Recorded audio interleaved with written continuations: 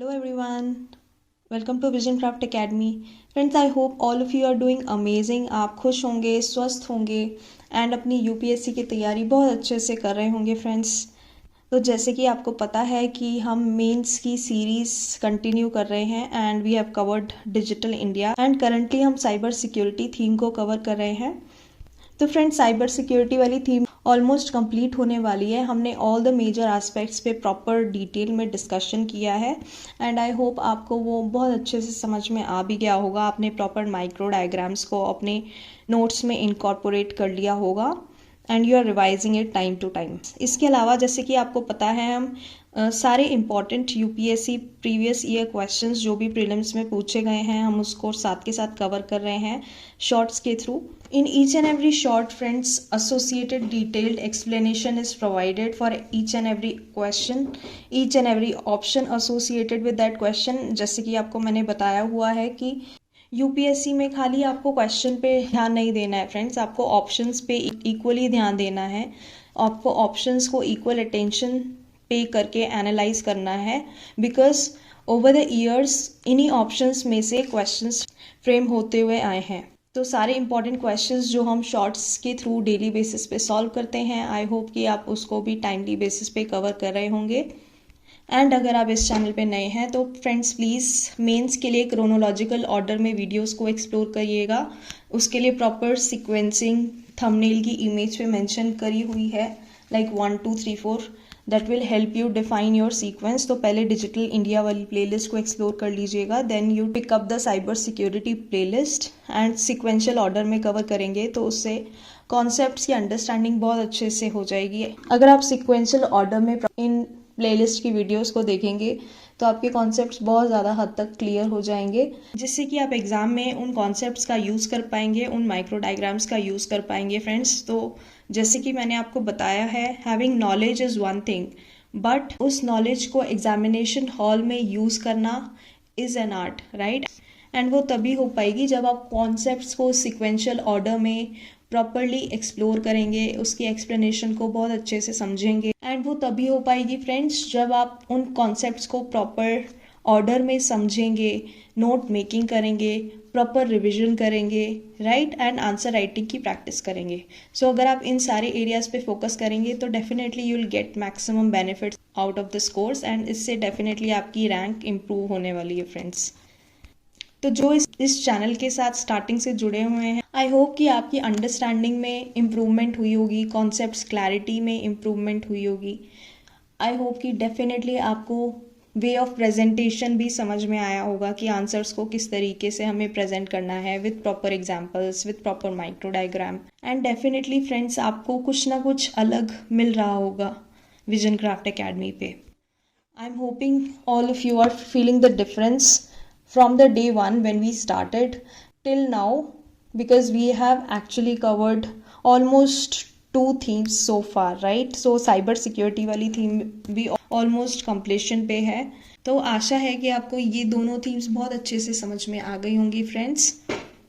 तो चलिए आज हम बात करेंगे साइबर किडनैपिंग की। फ्रेंड्स डेफिनेटली अगर आप करंट अफेयर्स को प्रॉपर टाइमली बेसिस पे फॉलो कर रहे हैं, आपने इस टर्मिनोलॉजी को पहले भी सुना होगा, और अगर आपने करंट अफेयर्स में इस टॉपिक को कवर नहीं भी किया है, बिल्कुल चिंता करने की ज़रूरत नहीं है बिकॉज आज हम इस टॉपिक की कवरेज कर लेंगे फ्रेंड्स हमारी सीरीज़ में, because this is most important expected question. Definitely UPSC में इस बार कोई ना कोई क्वेश्चन इस टॉपिक के अराउंड डेफिनेटली फ्रेम होगा, because now days the cases of cyber kidnapping, the cases of virtual kidnapping, the cases of virtual crimes, the cases of cyber crimes are increasing day by day and this is one of the major issue जो current affairs के perspective से भी बहुत ज़्यादा important है, plus cyber security के perspective से भी बहुत ज़्यादा इंपॉर्टेंट है। तो फ्रेंड्स आज हम साइबर किडनैपिंग की बात करने वाले हैं। तो चलिए without any further delay let's get started. तो फ्रेंड्स आफ्टर ऑल ये साइबर किडनैपिंग होता क्या है? अब देखिए, आपने किडनैपिंग नाम के शब्द को तो पहले भी सुना होगा, यू नो, बट पहले क्या होता था, किडनैपिंग यूजुअली फिजिकल किडनैपिंग से रिलेट करते थे, right. Kidnapping was usually physical kidnapping. लेकिन अब क्या हो रहा है कि धीरे धीरे जैसे जैसे टेक्नोलॉजिकल एडवांसमेंट हो रहा है, जैसे जैसे डिजिटल इवोल्यूशन हो रहा है, वैसे वैसे नए नए टाइप के साइबर इश्यूज आ रहे हैं and this is one of the major issue now days. तो आपको पता होगा जनवरी के आसपास there was a news around cyber kidnapping, जिसमें एक चाइनीज लड़के को उटा में पाया गया था, right, and he was a victim of cyber kidnapping. तो बेसिकली फ्रेंड्स हुआ क्या था ना, एक चाइनीज स्टूडेंट की साइबर किडनैपिंग हो गई थी उटा में। तो उटा is basically a landlocked state in United states, जिसकी कैपिटल है सॉल्ट लेक सिटी। बेसिकली ना एक चाइनीज स्टूडेंट ने अपने आप को आइसोलेट कर लिया था यूएस में, एंड उस स्टूडेंट के पेरेंट्स से $80,000 एक्सटॉर्ट किए गए थे एज अ रैंसम। तो बेसिकली ना उसको कन्विंस कर दिया था साइबर किडनैपर्स ने कि उसकी जो फैमिली है चाइना में वो खतरे में है, जिसकी वजह से उसने अपने आप को आइसोलेट कर लिया था। ऐसा उसने रिवील किया था पुलिस इन्वेस्टिगेशन के दौरान। फ्रेंड्स अब देखिए साइबर किडनैपिंग क्या होता है। फ्रेंड्स साइबर किडनैपिंग में किसी को फिजिकली किडनैप नहीं किया जाता, बल्कि उसको साइकोलॉजिकली मैनिपुलेट किया जाता है। ठीक है, तो साइबर किडनैपर्स क्या करते हैं, डरा धमका कर किसी पर्सन को खुद को आइसोलेट करने के लिए मजबूर कर देते हैं, और फिर क्या करते हैं, उस पर्सन को अपने ऐसे फोटोज और वीडियोस भेजने के लिए मजबूर करते हैं जिसमें ऐसा लगे कि उसको किसी ने किडनैप कर लिया है। उसके बाद साइबर किडनैपर्स उन फोटोग्राफ्स, उन वीडियोस का यूज करके उस पर्सन के पेरेंट्स को या उस पर्सन के फैमिली मेम्बर्स को भेजते हैं और उनसे पैसे की डिमांड करते हैं। ठीक है, उनसे रैंसम की डिमांड करते हैं। तो कई बार उस पर्सन के एआई जनरेटेड फोटोज और वॉइस नोट्स भी फैमिली मेम्बर्स या पेरेंट्स को भेजे जाते हैं। फ्रेंड्स अब आपको पता होगा एआई जनरेटेड फोटोज और वॉइस नोट्स आजकल कितने ज़्यादा कॉमन हो चुके हैं, है ना। आपने सुना होगा वॉइस क्लोनिंग के बारे में। तो वॉइस क्लोनिंग क्या होता है, फॉर एग्जाम्पल फ्रेंड्स आपके पास अननोन नंबर से आजकल कॉल आता रहता है ना। अब ऐसे ही आपके पास किसी अननोन नंबर से कॉल आया एंड आपने उस अननोन पर्सन से बात करी, एंड वहाँ से वो अननोन पर्सन क्या करता है, आपकी वॉइस को रिकॉर्ड कर लेता है ना, थोड़ी सी रिकॉर्डिंग कर लेता है, एंड फिर क्या करता है वो आर्टिफिशियल इंटेलिजेंस के थ्रू आपकी वही वाली वॉइस अपलोड करके उसको क्लोन कर लेता है। एंड फिर क्या होता है friends, after cloning the voice आपकी वॉइस का मिसयूज किया जाता है, and all this is done because of artificial intelligence nowadays, right. तो जैसे कि आपको पता है टेक्नोलॉजिकल एडवांसमेंट जैसे जैसे हो रहा है ना, टेक्नोलॉजीज का मिसयूज भी हो रहा है, and artificial intelligence is one such technology जिसका मिसयूज बहुत ज़्यादा हो रहा है फ्रेंड्स, जिसका मिसयूज बहुत ज़्यादा हद तक होने लग गया है इन दिस डिजिटल एरा। तो friends all this is done online, इसीलिए it is called cyber kidnapping. अब आप समझ रहे हैं कि साइबर किडनैपिंग एक्चुअली होता क्या है। It is possible because of technology, right, कि कोई बंदा उसको फिजिकली भी एफर्ट करने की ज़रूरत नहीं है, फिजिकली किडनैपिंग करने की ज़रूरत नहीं है। वो कहीं बैठे बैठे just using this digital devices, the digital technology, he is making use of his mind and he is just playing with others using technology, है ना। तो इसीलिए friends this is one of the very big misuse of technology that is happening in our days, and cyber kidnapping is one of the major misuses। ठीक है, voice cloning is one of the major misuse due to which all this is happening nowadays। तो cyber kidnapping refers to a crime where kidnappers actually convince the victim to hide and then contact their loved ones for ransom. तो victim is also made to send picture that make it look like they are being held captive, showing them bound, which are then shared with the family, है ना। तो the kidnappers, though not physically present, they monitor the victim online through video call platforms। So जैसे कि मैंने आपको बताया है, unlike traditional abductions, virtual kidnappers have not actually kidnapped anyone. Instead, through deceptions, through threats, they actually convince victims to pay a quick ransom, right? Now अब जितने भी experts हैं, right, digital space के जितने भी experts हैं, what they are saying is जैसे जैसे artificial intelligence grow कर रहा है, जैसे जैसे AI is rising, then such crimes can actually rise, है ना, because people lack digital literacy, तो if people lack digital literacy, their data is compromised. So once their data is compromised, then these sort of crimes happen. If you are not vigilant, then these sort of crimes happen, right? So it is believed by the experts that with rise of artificial intelligence, such crimes can rise, as scammers can send people voice notes that sound exactly like a loved one in distress. Because these people, after they clone the voices of the victims, they misuse it, है ना, वो उसका misuse करते हैं by altering that voice in a way that it looks like कि that person is in distress, है ना. उस वॉइस को मैनिपुलेट किया जाता है एआई के ज़रिए, उस वॉइस को थोड़ा बहुत चेंज करके ऐसा दिखाया जाता है कि ये पर्सन किसी मुश्किल में है ना, डरी सहमी सी आवाज़ बना के देन वो फैमिली को या पेरेंट्स को प्रेजेंट की जाती है. अब बात करते हैं कि how we can protect ourselves from cyber kidnapping, right. तो एक्सपर्ट्स का कहना ये है कि हमें बहुत ज़्यादा केयरफुल रहने की ज़रूरत है. तो देखिए, सबसे पहले आप क्या कर सकते हैं, अननोन नंबर्स को बिल्कुल भी आंसर मत करिए. Be very very extra careful regarding the calls that you get from unknown numbers, specially वो वाले अननोन नंबर्स जो इंडिया के नहीं है ना.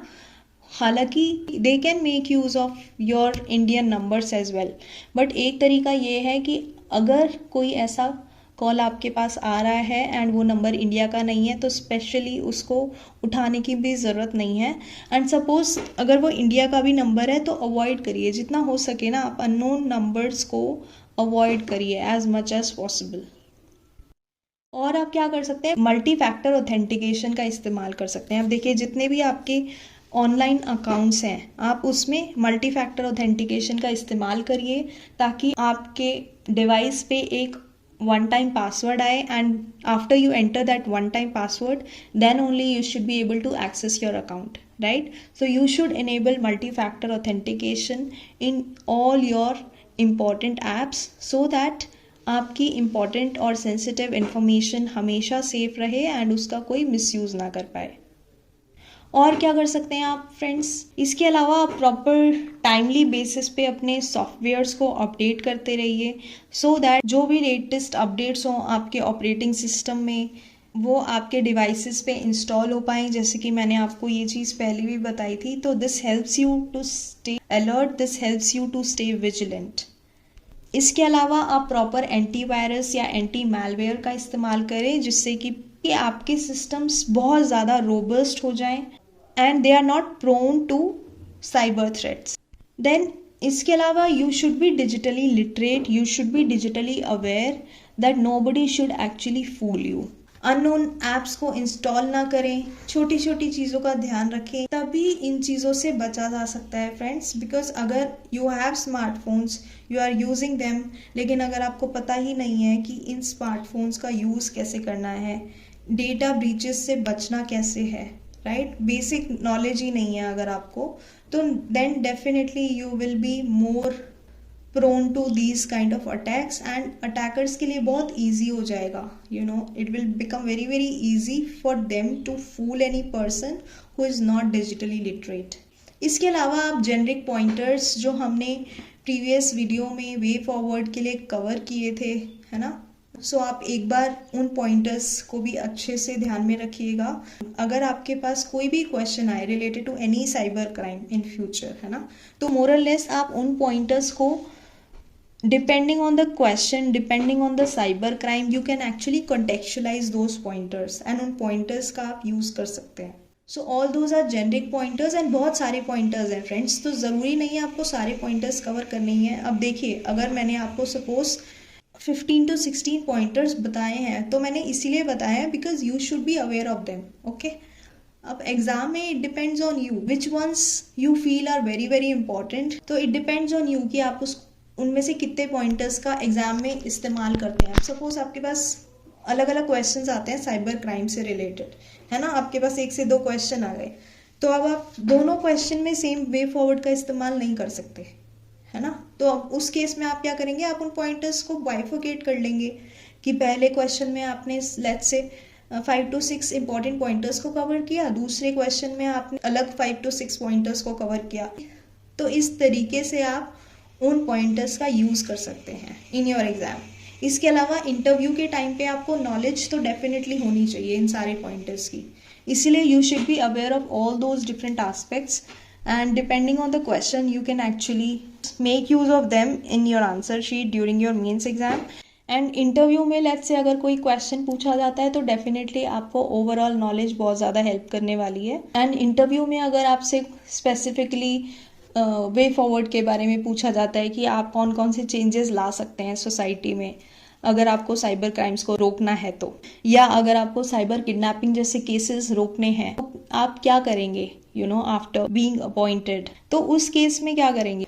इंटरव्यू के टाइम पे जब आपसे इस टाइप के क्वेश्चंस पूछे जाएंगे तो आपके पास वे फॉरवर्ड में आपने प्रॉपर डिटेल में हमने कवरेज की है एंड आप उन पॉइंटर्स का इस्तेमाल कर सकते हैं। पॉइंटर्स का आप इंटरव्यू में भी यूज़ कर सकते हैं। तो इस होलिस्टिक नॉलेज की जो आपको दी जा रही है इसका आपको यूपीएससी के हर स्टेज में फ़ायदा मिलने वाला है, नॉट ओनली इन मेंस, हो सकता है प्रीलिम्स में भी इसी एरिया के अराउंड कोई क्वेश्चन आ जाए। हमने इस थीम को डिटेल में कवर कर ही लिया है ना। इंटरव्यू के टाइम पे भी अगर आपसे वे फॉरवर्ड पूछा जाता है या आपसे चैलेंजेस पूछे जाते हैं, है ना, तो you can clearly explain about that.